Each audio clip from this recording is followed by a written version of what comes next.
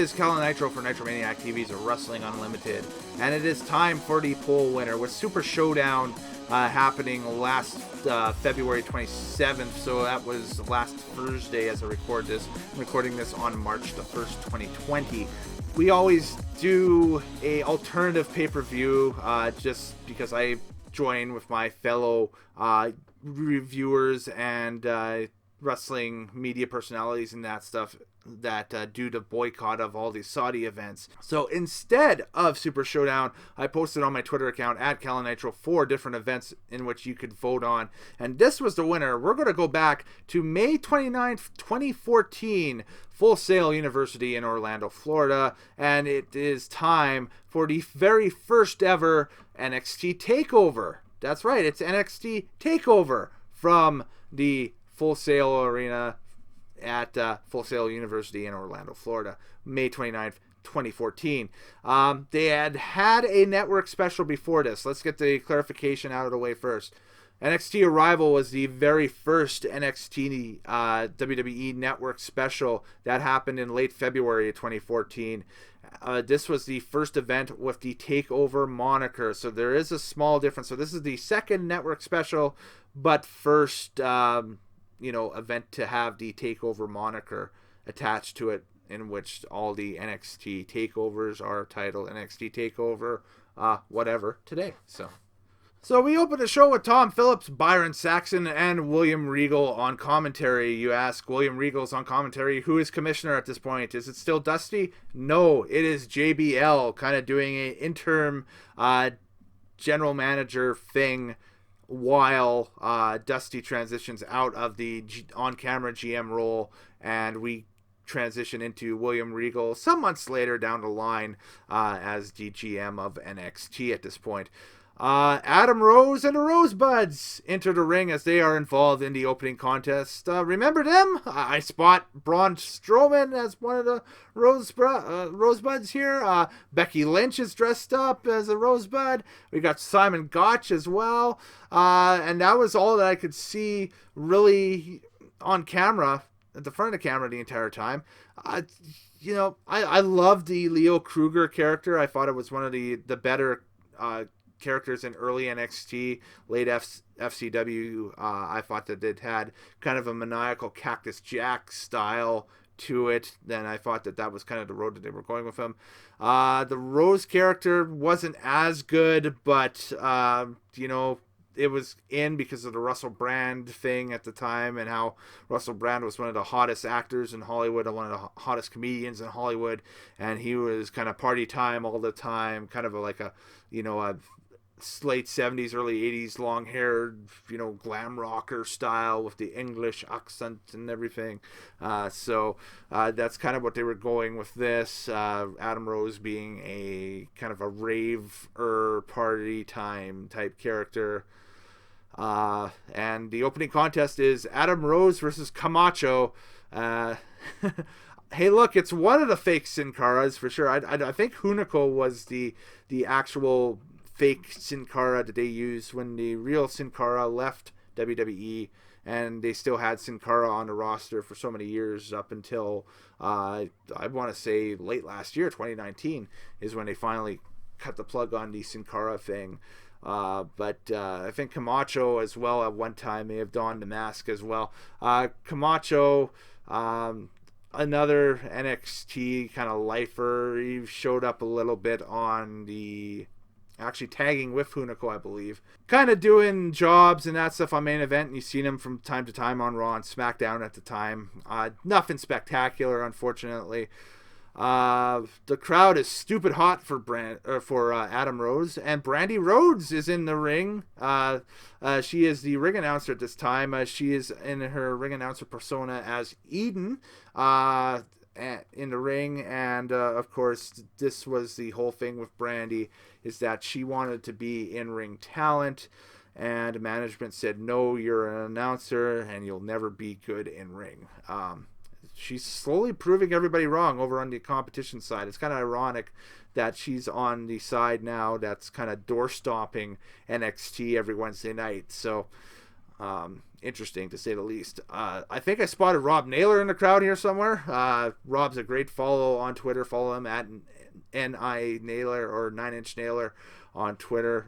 The great old school wrestling follow and that stuff. And he was one of the creative guys brought in to FCW and NXT in its formative years. For the first few years, it was kind of Dusty Rhodes' kind of right-hand guy for a couple of years and that stuff until kind of getting... I'm not sure if he got released from the company or asked for his release, but wasn't involved with WWE for a while. Got involved with WWN and started running the creative with Gabe Sapolsky over there and that stuff. And now I think he's completely out of the business now, but shows up on a few podcasts and is always a great analyst. Good follow too on Twitter. So, anyways, Rose looks strong here. A party foul for free, and the runtime for that one was 5 minutes and 7 seconds. It was an opening bout. It was what it was. What a trip down memory lane that was. It was too bad that Adam Rose later in 14 and 15 would get involved with, some bad creative. And then later on, I think behavioral issues and that stuff led to his downfall at WWE. I know that he is still taking some independent bookings as Adam Rose, but it looks drastically different than what he did during this run. This was his best run by far in WWE at that point. The early NXT Takeover stages and that stuff is when that character really started to elevate and take off. And there's still some better stuff coming in the later takeovers and that stuff before his call up to the main roster. So, the first 2 or 3 takeovers, you can watch them, and he's all over that, and he is over like Rover for sure. There's a great video hyping up Sami Zayn going into this number 1 contender ship match with Tyler Breeze later on in the card. This was post Cesaro feud too, so this is right after the first at NXT Takeover Arrival, that match-stealing, almost match of the year candidate between Sami Zayn and Cesaro for 2014. It was quite the wall banger and barn burner, if you will. All right, our next contest was the Ascension taking on El Local and Kalisto. This was for the NXT Tag Team titles. The Ascension, of course, were the champions. They were sitting at 239 days as Tag Team champs going into this takeover special here. Kalisto, you know him from Lucha Dragons, Lucha House Party. But who is El Local? My name-o is El Local. No, just kidding. Okay, stop with the lynching here.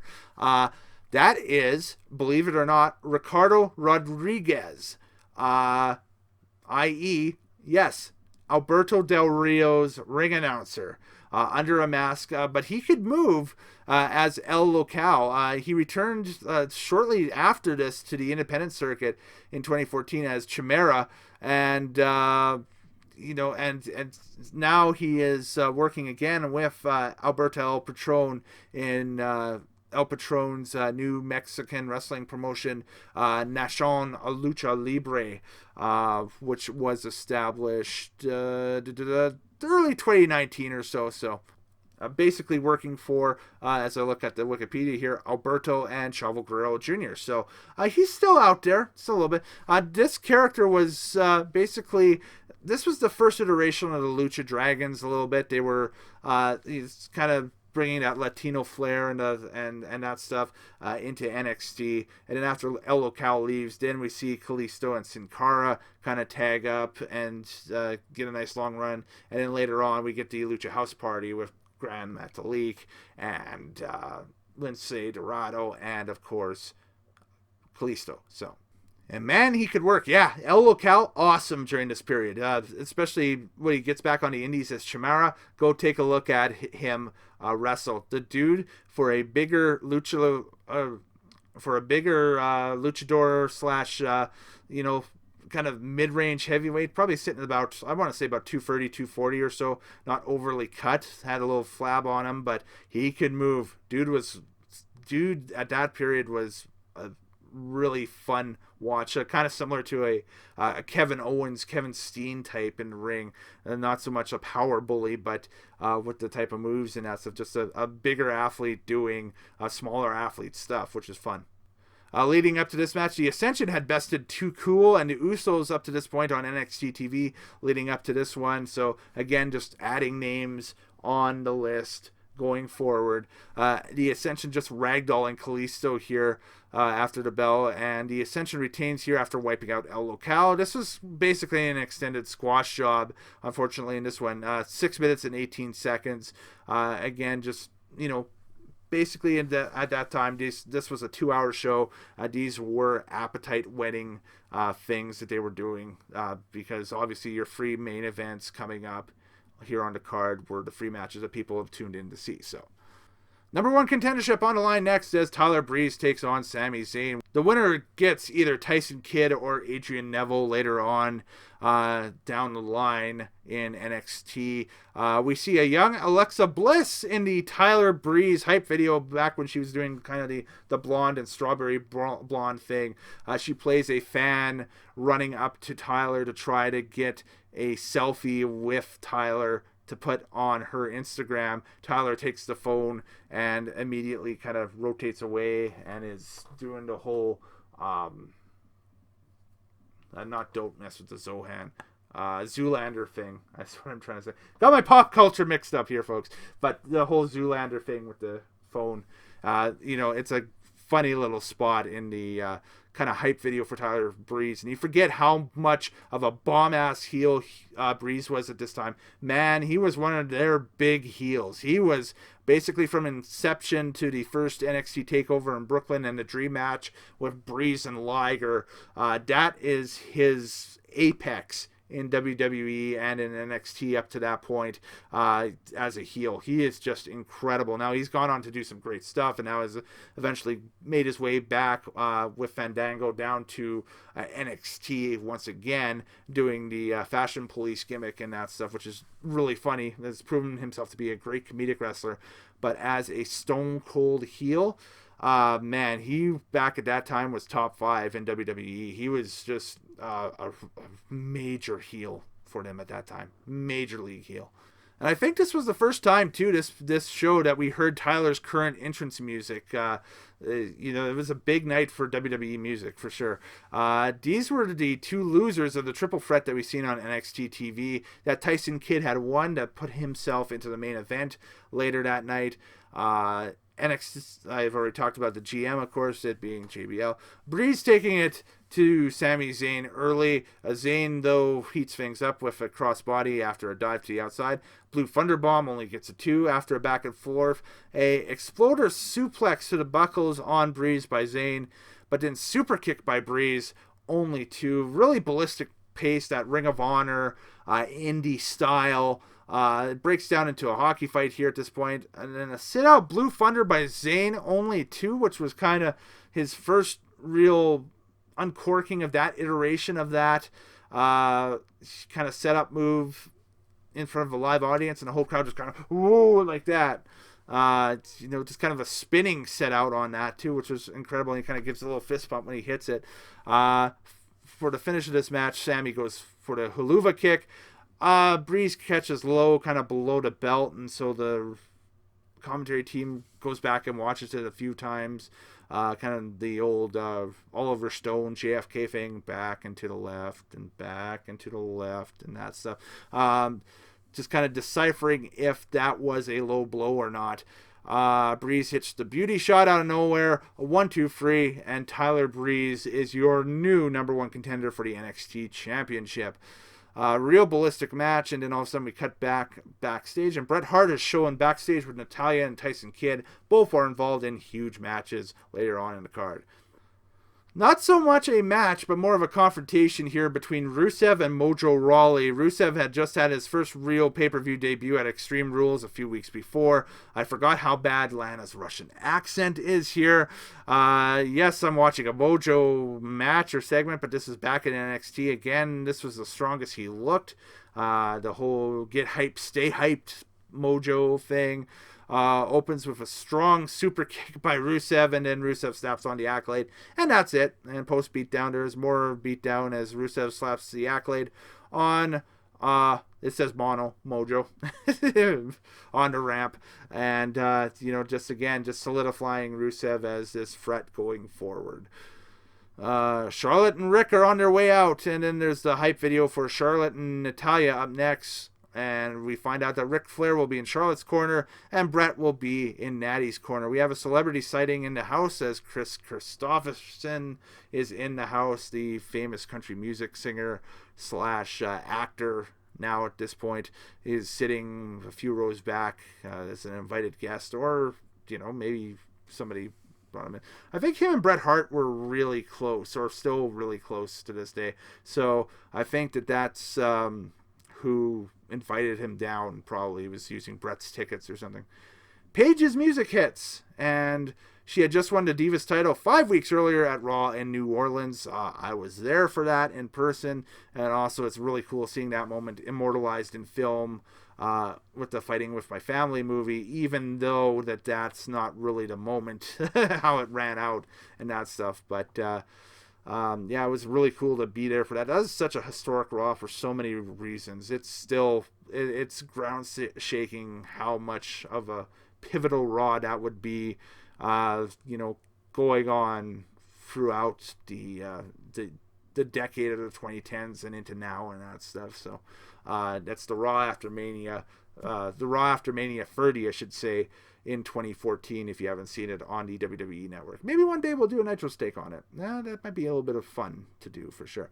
But anyways, JBL has stripped Paige as the NXT champion, because you can't be NXT champion and a main roster Divas champion at the same time. Can't hold both belts. So you got to decide which belt you're going to defend. And of course, she's fought tooth and nail to get up to where she was in WWE. So she hands over the NXT belt in one of the more emotional backstage segments in WWE television over the 2010s. The tournament was held, and tonight's match is the finals of the tournament. And looking at the tournament, which was announced on April 24th, 2014, the quarterfinals had Sasha Banks defeat Bayley in 3:58. Natalya beat Layla at 3:30. Charlotte beating Emma at 3:50, and Alexa Bliss beating Alicia Fox at 3:08. And then the semifinals, which took place in subsequent weeks leading up to the takeover, had Natalya defeating Sasha Banks in 4:06 with Charlotte at ringside, because Charlotte had beat the week before Alexa Bliss in 5 minutes to get her spot in the final. And in NXT at that time, Charlotte, Sasha, and Summer Rae were in a faction called the BFFs, and they were a heel female faction, just kind of basically designed to rip apart Bayley every week. Basically, that was their top person that they kept beating up on. And I remember going to WrestleMania Access that year in 2014, and there being a match between Charlotte and Bayley, in which there may have been, it was like the last hour of Access on the Thursday night, Friday night, something like that. And there may have been, no kidding, maybe 15 people at the NXT Arena portion of the Access Festival watching that thing. And it was okay. It's definitely not the same as it would be now, but you could tell that both women were learning their craft at that time, so. But anyways, getting back to Paige, says she wants to thank everyone, says the new champion has to have strength, character, and grace. And then we go to the matchup, which is Charlotte versus Natalya. The first time we have heard Charlotte's music too. And don't forget, they were doing the big, huge, legendary of a Flair versus a Hart here for a major NXT championship. You had Ric Flair in Charlotte's corner, the first time that has ever happened. And you have Bret Hart in Natalya's corner. Not the first time that happened, because they still did the thing in 2010 when Bret came back at WrestleMania and around WrestleMania that year, where he was showing up in the Hart Dynasty's corner for a few matches and that stuff. But, still playing off of that. It's amazing how much Charlotte has changed since 2014, just with her ring work and that stuff and everything. Like, she was pretty decent here, but she is technically sound now. Physically, though, completely different woman than she was in 2014. I think both building muscles and stuff like that. And then, of course, the plastic surgeries, of course. We made the comment at the Rumble this year that Charlotte looks nothing like the Charlotte from a year ago or so with a bunch of non-wrestling fans and that stuff. And yeah, she's had some work done for sure. Natty looks similar now as she did in 2014. I think, of course, with the obvious additions that Vince wanted with his women at the time on TV and that stuff, does Natty, like, facial structure or physical wise and that stuff hasn't really changed much over the past 6 or 7 years, and you're going to get a quality match out of her anytime she's in the ring. So have always been a Natty fan myself, big time. Both women start out extremely technical. It actually is really cool how they work the legends as cornermen here. It's not insulting at all. Natty goes for a couple submissions early and no dice. Natty lets out a woo. I lulled at that. Knife edge chop by Charlotte sets Rick off. Brett isn't having any of it, and then we have kind of a standoff between the two legends on the ringside. I lulled again. The crowd popped big time for that. A backpack stunner from Charlotte, only 2, and that's a move she's kind of gone away from in the past few years and that stuff, but maybe watch for that here in this WrestleMania build with Rhea Ripley and that stuff. It could be something to watch for. Charlotte locks in a figure 4 headlock. She hasn't used that in a few years either. No submission, though. The two trade abdominal stretches. The mushroom stomp into a drop kick by Natty, which is a signature move for her. I think it's probably got a different name than a mushroom stomp, but I think with popular internet culture and that stuff, I've seen it labeled in a few internet forums as a mushroom stomp. What that basically is Natty's opponent is sitting prone down, maybe semi-splits in the ring and just kind of recovering, and she'll bounce off the ropes and basically jump off the back, sending the opponent down, and then come back over the ropes and come in with a drop kick off the other side. That's a Natty Neidhart original move for sure. She is the master at that. Charlotte misses a moonsault, and the crowd continues to be big into this one. Natty locks in the sharpshooter, and Charlotte counters into the figure 4. Charlotte ends up rolling the leg lock onto the outside of the apron, and Natty's feeling it. No submission, though, so what happened is they ended up entwined and rolling outside of the ring, and Charlotte, being the taller athlete, dips down and goes onto like the matting on the outside, still holding onto the figure 4, so now it becomes almost like a figure 4 around a ring post type maneuver that ironically Brett used to do in all his matches as a heel. So really cool. Natty attempts a counter. Charlotte hits the bow down to the queen, as it was called back then. It is now called the natural selection, into 1, 2, 3, and new NXT Women's Champion, it's Charlotte Flair. Post-match, tons of respect shown by the Flairs and the Hearts, and it was an incredible encounter. So moving on to our main event, our second main event of the night, the NXT Championship on the line. The champion, Adrian Neville, yes, AEW's Pac, taking on Tyson Kidd in the main event. Neville had beaten Bo Dallas earlier in the year for the belt at the first network special, NXT Arrival. Kidd was on his way out of WWE at this point. He had been demoted from the main roster, and this kind of felt like it was his last chance. And now we know, in hindsight, now looking back onto this, he did such a great job during this NXT run that they brought him back up to be Cesaro's tag team partner on Raw, and were really starting to catch fire as a heel tag team throughout 2015. And then, unfortunately, in the fall of 2015, Tyson suffered the spinal stenosis and had to quit the wrestling or the in-ring portion of his career. He now still works as WWE, or still works with WWE, I should say, as a producer behind the scenes, kind of a road agent type character, if you will, behind the scenes, and setting up some of the mid-card programs and working with the ladies division quite a bit as well. So this match starts off extremely technical, a hard-hitting contest. A flying forearm by Neville only lands 2. Kidd goes for a power bomb off the top rope, but Neville flips out, and he hits his own power bomb for only 2 in an ooh-ah type moment. Both wrestlers are dumped outside fighting for a suplex. Kid locks in the sharpshooter and then transitions into the dungeon lock. No submission. Neville snaps off a top rope Hurricane Rana and goes right into the Red Arrow. And that's your finish of the match. 1, 2, 3. Great contests. Out of this, the last two were amazing. And we end the show with multiple highlights of just Kid getting annihilated by the Red Arrow on Neville. And Neville just, again, they were just really hyping the athleticism here and that stuff. The runtime for that one, actually the runtime for the last two matches, the singles match for the vacant NXT Women's Championship was 16:49, with the main event for the NXT Championship going 20:55. So, and that adds up to about a 1:58:33 runtime on the WWE Network, if you do wish to watch it. It being a modern show, a modern WWE Network era show, you can check out the pre-show leading up to this.